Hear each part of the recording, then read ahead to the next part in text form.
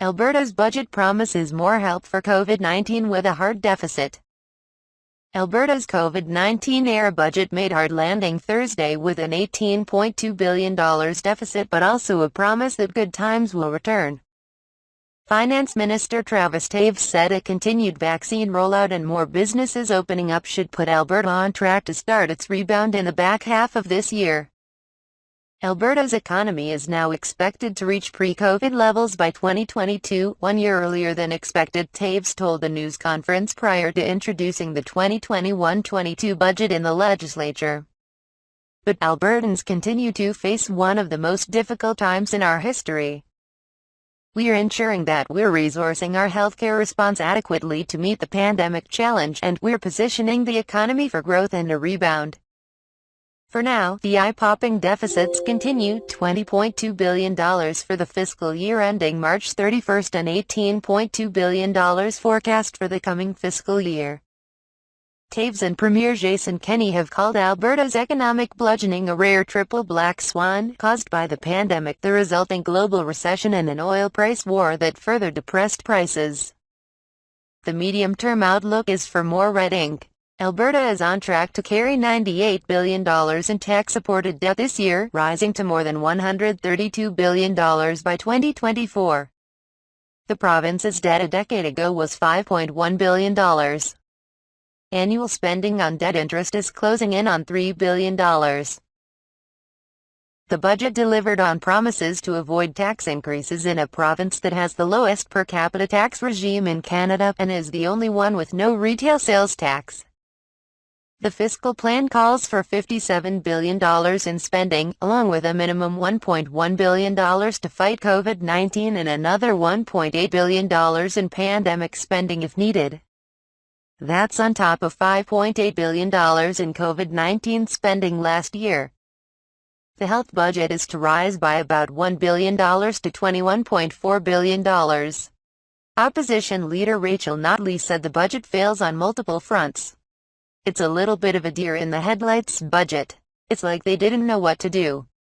The NDP leader said much of Kenney's so-called economic recovery plan has no overarching strategy and consists of re-announcements of old policies or money from the federal government. The plan amounts to a couple $100 million at best. This out of a budget that includes almost $40 billion in expenses. Notley suggested the budget continues to undermine services across the board, either through direct reductions or by failing to fund for population growth and inflation. Albertans will pay for Jason Kenney's mistakes in many, many ways, but ultimately the greatest cost is going to be that of lost opportunity. Non-renewable resource revenues, the traditional foundation of Alberta's economy, are expected to bring in $2.9 billion, about half of what they were before the pandemic. Oil prices have rebounded in recent weeks to above $60 a barrel for the benchmark West Texas Intermediate, but Toews said the province can't count on or budget for renewed boom times. We're focused on what we can manage, and we're looking to ensure that we're delivering government services most efficiently. Toews said the United Conservative government remains committed to reducing public sector per capita spending to match that in comparable provinces such as British Columbia and Ontario. Indicators suggest the overall fiscal future, while not rosy, is brighter. Real gross domestic product, or GDP, is expected to rise 4.8% this year after a 7.8% decline in 2020. Alberta's unemployment rate, estimated at 11.4% last year, is expected to slowly decline to 7.3% by 2023, close to its pre-pandemic level.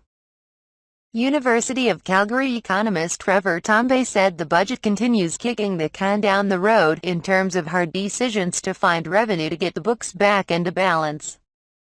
He said even with the reduced spending as planned by 2022, the government will need to find billions of dollars of new money. But he noted the budget's most optimistic scenario, West Texas Intermediate oil averaging US $64.50 a barrel by 2023, could reduce the deficit to as little as $3.4 billion and give the government a chance to balance the books while avoiding dreaded tax hikes in an election year.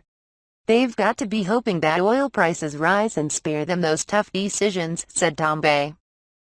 This is in the grand tradition of Alberta governments for decades. This report by the Canadian Press was first published February 25, 2021.